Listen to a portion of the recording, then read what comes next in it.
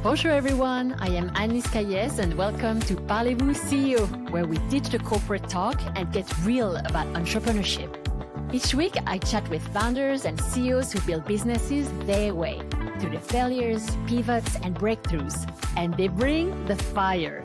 Plus, I'll drop some golden nuggets of wisdom from my own entrepreneurial journey. This is your space to grow, learn, and evolve with a true growth mindset. Remember, success isn't about perfection, it's about persistence. Now let's kick things off and get this party started. Hello, bonjour, and bonjour, hello. Welcome to another episode of Parlez-vous CEO. My name is Anne-Lise Cailiez, and I am your host. For those who are just joining the podcast, we're Brandora, and we specialize in helping real estate companies scale their revenue. If you want to learn how to take your business to the next level, make sure to stick around. And if you're interested in a free growth consultation, just drop the word growth in the DMs. So today we have a very exciting guest, and I'm pumped to have with me Elsa Palmer-Oden from North Carolina. Such a pleasure to have you on the show today. In your own words, could you tell a little bit about your story and your background to our listeners who are discovering you today? Well, I've got a very interesting background. As you can see, the robot standing behind me. My childhood was based on robots and aviation. So I grew up around both of those. Then as things progressed, I basically started just doing my normal stuff, normal jobs and so forth, and starting my family. Well, then my husband got a little itch on real estate, was interested, and I was a virtual assistant at the time. So we went to a real estate event of one of my clients was doing, and he offered to put me on stage and teach how I put his system on automatic. And that's what started everything. So that's how it all started. So can you tell us a little bit more about the foundations of when you started your business and the first VAs that you found and why you decided that that's what I want to do? That's why I like it. Basically, I went and taught how I put his system on automatic. And that was in front of us, kind of a small group, large for me because I was very shy at the time. So large for me, but a small group. And there were people, and I had other clients in the room, but there was also a guru in the room. And he heard what I was saying and that I was helping his students. So the next day he called me on stage and told everybody that I had an army of virtual assistants ready to help. And this was, I only thought 150 that were in the room, but it was also being simulcasted live. So there was about 300 people I was in front of talking about it. So at the time, there was only about 4 of us. It was just me and a few other people that I had trained to make phone calls for real estate investors. At that time, I didn't know what to do. He said I had an army of virtual assistants. So I went up to the hotel room and paid for a domain, got my website set up, and started figuring out training and how I was going to bring on this army and put together a system. And that's exactly what I did, was put together a system and put together a crew of virtual assistants so that we could handle it. And so as you were building your crew, as you mentioned, what are the qualities that you're looking for? Because I'm sure you've done a lot of recruiting now. What are the traits of personality and maybe skills that you're after? One thing that's extremely important, because this is a virtual job, a virtual position. You're not in an office where you have somebody monitoring over you or walking past you and that sort of thing. So it has to be somebody that's self-disciplined, somebody that can handle distractions and still get the work done. So a multitasker as well. And of course, common sense comes in handy. And so when you started this business 15 years ago, it was not as since COVID, where there was Zoom and all the platforms to make virtual so smooth. What were you using back then, and how have you been leveraging technology since throughout the time? Initially, in the very beginning, and it was excruciating, but I would hold live conference calls, basically. I used free conference call, and I would do live conference calls with a couple hundred people at a time, 3 times a week to train people on what we needed. If they went through the training all the way through the training, and most people dropped off during that, because these were 3-hour long sessions to go over everything. So to keep people in it, it was hard, and to keep people interested, but also for them to know whether or not they liked it. And it was something that they were wanting to do at the same time. And that was always the struggle, was finding people that wanted to go through the training so that they could do it, but also know whether or not they could do it. If they felt comfortable making phone calls. Not everybody's good on the phone. Not everybody wants to talk to people all day long.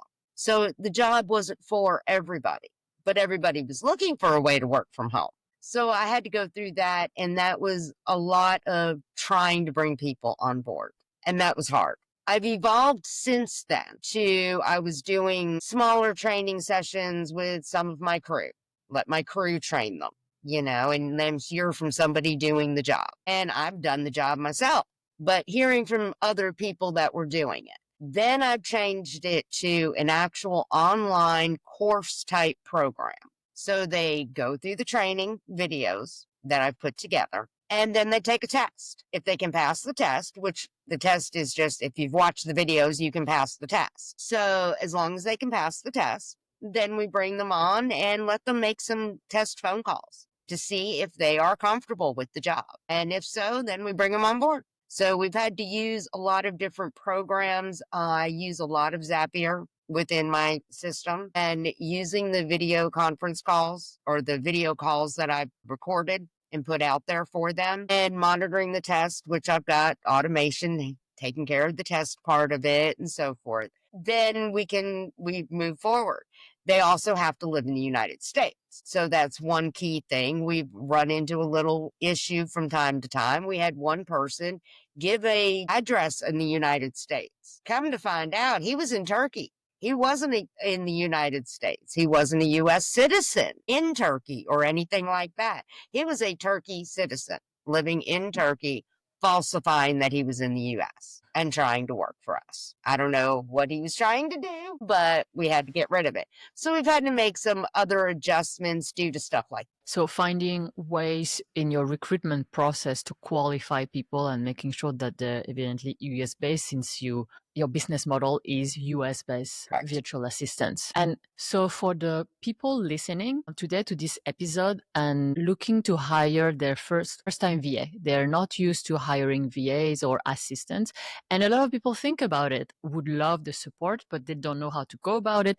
They don't know where to go. They don't know how to interview VAs. What would you recommend them to do if they're thinking about hiring a VA? One thing is to check and see what it is that you're needing done, because that makes a difference of the type of VA and the cost of the VA. I always do US-based virtual assistants. I want to support the United States. And a lot of my virtual assistants have always been either caregivers or people on disability and so forth. So it made it easier for them to actually make money around doctor's appointments and so forth, unlike a regular job. However, it costs more for a US-based virtual assistant. So I've always recommended, if you're doing phone work, making phone calls and so forth that you want help with, keep it in the US. If you want basic research done, if you want, even some back end, like, how do I put it? Research or any kind of like web type work, stuff like that. You can be cheaper getting a virtual assistant overseas. So you can save money doing that. Just keep in mind, there's the language barrier, the cultural barrier, and time difference. And those are the three key things for why you want phone calls done in the US or anything that's on a US time frame. So that's where you're going to spend a little bit more, but you're going to get better quality out of it.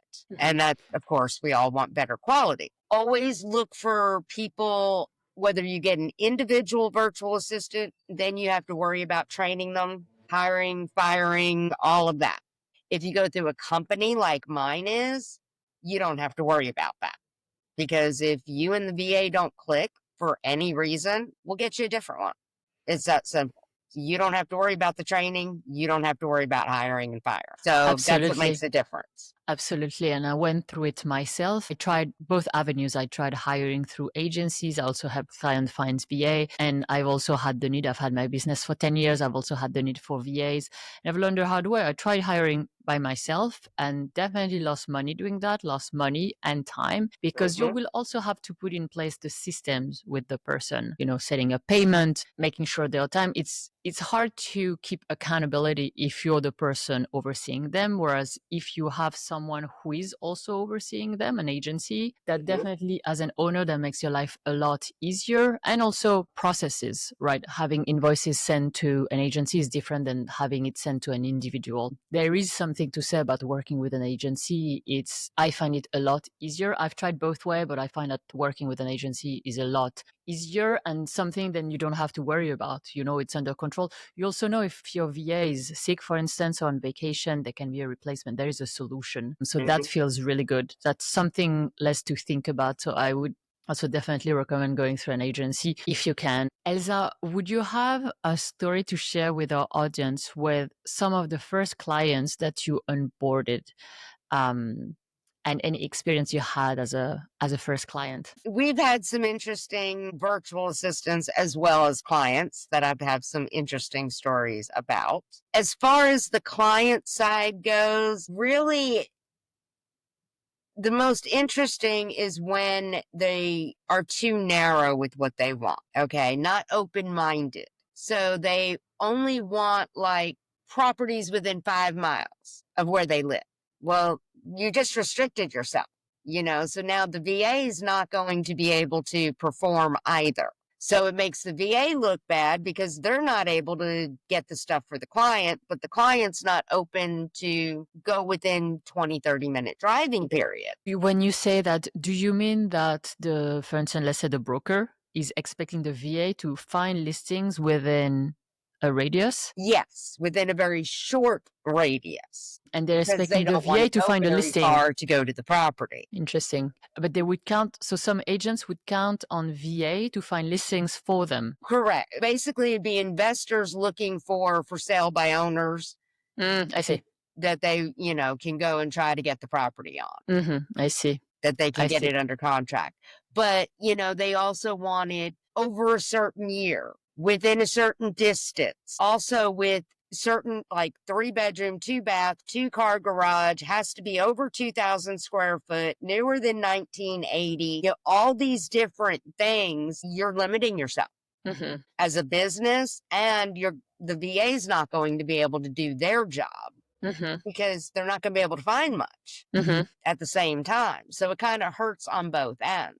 hmm One of my pet peeves, though, is communication. It's the key to success in any relationship, business or personal. Communication. The VA and the real estate person or business person has to be able to communicate so that both know the other's expectations in order for Back it to succeed. and going back to that and the type of clients that you're working with, what are the traits you're looking for to be able to say, oh, this is going to be a good client? Like I can tell this is exactly the type of person we want to be working with. We're very open. I've worked with a lot of different types of clients, some that were easier to work with than others. And it really doesn't matter as long as they communicate for one. We've had several that we don't hear from. It's like we might hear from them every 6 months. So we don't know if we're doing good, bad, anything. So the communication again is that hmm key thing. So I would say that would be the main deal on that. We've had some clients, I would say the best clients are those that communicate and are open. hmm They're not in a box per se. Not rigid. So good leaders, good communicator, and open minded and Correct. perhaps Open minded, flexible. outside the box thinker. And so for the business that you're doing, you have two type of clients, right? You have clients who are looking to hire VA, but also your VAs. Do you consider your VA as your clients, or when you're building your team, how do you treat your VA? What's the relationship and the Oh, dynamic? we're a big family. Yeah, family. We're a team. They're Mhm. contractors, they're independent contractors, so they work on their own schedules, Mhm. they're independent. Mhm. But we treat each other as a team and we Mhm. communicate all day long through our little chat system. We communicate anytime we have an issue, a problem, whatever. We're there for each other. And right now, how do you find the best talents? What are your mechanisms to find the best VAs? That's really tough. And that's why I do have an open application form so they can apply at any given time. When we need VAs, as our clients build and we need VAs, that's when I start sending out training programs. Mhm. And that's when I'll start seeing if they can pass the training. And Elsa, you've been an entrepreneur for 15 years. In your experience, what have been the most efficient marketing strategies or channels that you've used so far? Well, the best has always been word of mouth. Mm. That's gotten me the most clients is word of mouth.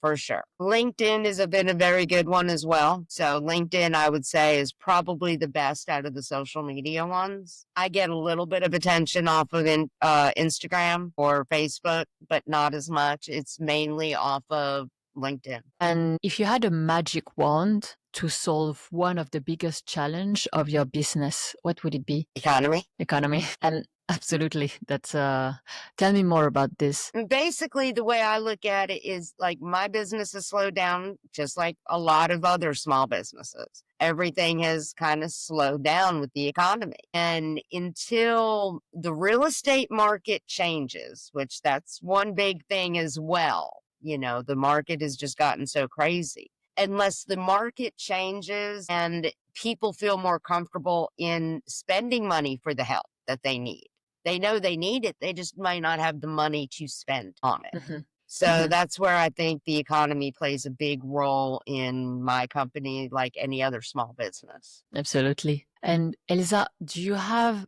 any influencers or leaders, mentors that you're looking up to, or anyone that you would want to have as a dream dinner guest? I do have several people. My top priority is God.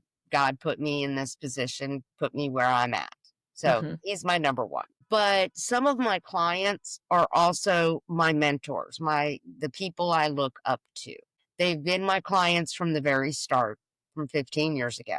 Before I even started the business, I was doing work for them. So they're friends, but they're also at this point, they're mentors to me. They're who I look up to and I respect what they say. So when I do have an issue or a question on something, I know I can go to them and at least brainstorm and think it out. That's actually really nice to hear that your clients are your mentors. So you must be really enjoying the people that you're working with Yes. on the day to day. That's great to hear. And Elsa, you are an author. And so you Yes. wrote a book, Elite Real Estate Professionals.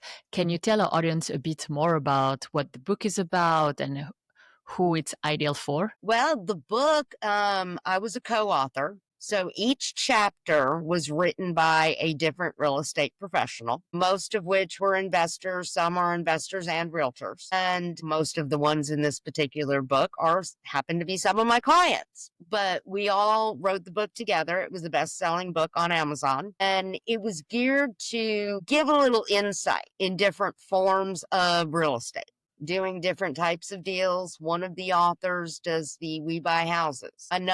Some of the other officers do creative financing. So it's a little bit of everything. I put in my part of it on using virtual assistants in real estate business and some of the funny stories of virtual assistants Mhm. so that they know that they don't want to hire themselves. Would you have any fun story to share with our audience? Sure. I have one. This was in the very beginning. And the first day he was supposed to start, now he had great background. He had sent over his resume. He looked so perfect on paper. He's worked with real estate before, he's really good on the phone, really good talker. I was excited. The client spoke with him. The client's like, oh, yeah, I want this VA. Okay. Everybody's happy. Day one, Well, my dog fell out of a third-story window, and it's okay, but it's on pain medication. I have to watch it. Thinking, you have to watch it sleep? Because that's all the dog's going to do on pain medicine. But okay. Day 2. Well, my girlfriend, he just disappeared. And then later on tells us, well, my girlfriend had an asthma attack. Okay. Is she okay? Yeah, she didn't have to go to the hospital or nothing. And you couldn't work at all today? So, all right, fine. Day 3. My computer crashed. I can't get my computer to work. Okay, we're done. This is 3 days in a row. We're done at this point. I had another one that decided that he would overcharge his clients because we strictly time monitor so that clients are never charged too much. So the VA cannot overcharge them. He overcharged the clients because he wasn't feeling good. I'm like, what do you mean? Why did you charge 5 hours? I can only account for 45 minutes. There's a big time difference here. I just wasn't feeling good. Yeah. And, so it's things like that that make you wonder what's going on here. And it helps people understand that you don't really want to monitor and watch them yourself. And listen to the excuses yourself. Absolutely. And the standard as well. I think if you're going one-on-one and you hire yourself someone, the pain of the training is gonna be real. Right. Whereas if you come in and the person has been trained and certain standards, and there will be just problems like that as an owner you will just not have to deal with. And that's exactly what you want, saving that kind of time and pain. So we're taking care of it for them. Yeah, no, absolutely. That is so beneficial. And Elsa, if you were to meet your 20-year-old self today, what would you tell your young Elsa? Get off your butt and apply yourself better. And maybe I would have moved on sooner in life, been more accomplished sooner in life. You felt that you were a late bloomer? Yes. I was very much to myself, very more or less shy. Unless I knew you, I really kind of just stood in the corner and away from everybody. Now I love being out in front of people. So how did you go from shy to extrovert, or how did you break out of your shell? Well, and I've always thought this, but I never applied it until recent years. You got to face your fears in order to beat your fears. And I never really applied that before. And when I was offered to be on stage to teach how I put my client's system on automatic, I was nervous. I didn't know what to do, but it was a way for us to go to this real estate event for my husband to learn it. So, all right, I'll do it. And you can ask my husband, my hands were so sweaty. I was so nervous. I didn't know, how am I going to do this? But once I got on stage, it all flowed. It all just came together and I felt comfortable. And then I started having to be on stage every month because I would go with them on their different events. So having to do that and pushing myself is what changed everything. So you took action to overcome the fear, and then you did enough reps that it became normal. And now you would say that you enjoy being on stage, you enjoy public speaking, became your norm. Absolutely. And to go back to automations, could you tell us more about the systems that you put in place and how you're using technology in your business right now? Sure. Basically, in the beginning, everything was done through Google Voice for the phone calls. Well, that became a nightmare. So we actually got a phone system and put that into place. But we had to modify how the phone system worked in order to best work for what we needed. Same thing, we use Google Docs. In the beginning, we used basic spreadsheets. In the beginning, we moved over to Google Docs, but it was very different back then with Google Docs than it is now. And back then, we had to manually merge everything. So we would take the information for the client's lead sheet from the seller into a spreadsheet in Google, then have to download that spreadsheet into Excel and then merge it on our computers using a Word template, merge the information together into a PDF to send to the client. Now, as soon as they're done with the seller on the call, they hit submit and all that's done automatically for us. The merge is done. All we have to do is email it to the client. So Right. that takes out a huge step. When setting up clients or setting up new virtual assistants, Zapier does a lot of that work for me by putting in the information in the different systems and setting up the forms in Google Docs and all of that. So automation definitely plays a key role in everything I do. And were you the one to set up the Zapier automations, or did you Yes. have you were the one who did it yourself? I've set up all the systems in our business myself. Nice. That's awesome. And what's your favorite AI software at the moment? What are the ones that you use the most? I use a lot of Chat GPT for different things. And of course, that's the norm, basically. I do use that. I do really like InVideo. That can create some really good advertisements in videos. One of the other things that I really like, because I think it's a key tool to all AI, is Futurepedia. Okay. What can you tell us more about this one? Yes, Futurepedia is your encyclopedia of AI.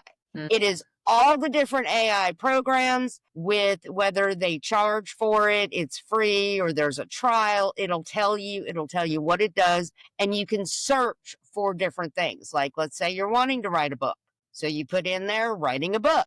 It'll show you all the AI programs that are out there that can help you with that. Oh, I love that. Type in real estate. It'll show you all the different AI programs that will help you with your real estate business, and whether or not they charge for the program or not before you even open the website and look at the program. I love it. Futurepedia is one of my key things because it's free, for one. But for two, it opens the door for all the different AI programs, because we know it's changing from day to day. And so many of them. I love that. That's such a good tool. That it's a directory of all the possible AIs for the project that you're looking to do, essentially. Absolutely. I love that. And Elsa, so what's coming up next for you? And what's the one thing you want to achieve with the business for the next year? Well, I've got a book coming out within the next month, which is going to be using AI in real estate. So that's going to be a big one. What's going to be the name of the book, if you already know? The AI Evolution in Real Estate. Love it. And so that's out next month. Hopefully before the end of the month. That's awesome. So I'm really pushing it. So I've gotten 24 chapters ready to go, and I'm just kind of finishing it up. So it's exciting. I'm hoping to get that out pretty quickly. And just to grow the business, I mean, my whole thing is helping people, whether it's helping the small businesses grow or helping independent contractors earn a living at home. So it's kind of both sides that I want to help. So I want to keep growing and keep going. That's exciting. And Elsa, so where can people find you? They can find me at reiassistant.com, or they can email me at ceo@reiassistant.com, or call at 855 to get a VA. Thank you so much, Elsa, for being with us on the show today. Thanks for having me. It was a real pleasure. And that wraps up today's episode on Parlez-vous CEO and our special real estate series with female leaders. I am Anne-Lise Cailiez, and I can't wait to join you again next week. Thanks for listening to Parlez-vous CEO today. If you enjoyed the show, leave a 5-star review. It helps us keep going. And connect with us on Instagram at Parlez-vous CEO. I am Anne-Lise Cailiez, and I know some days are harder than others. On those tough days, think back to why you started. What you're doing today matters, even when you can't see the results yet. Ideas are great, but it's what you do with them that counts. Find everything we talked about today at parlezvousceo.com. See you next week, and you've got this.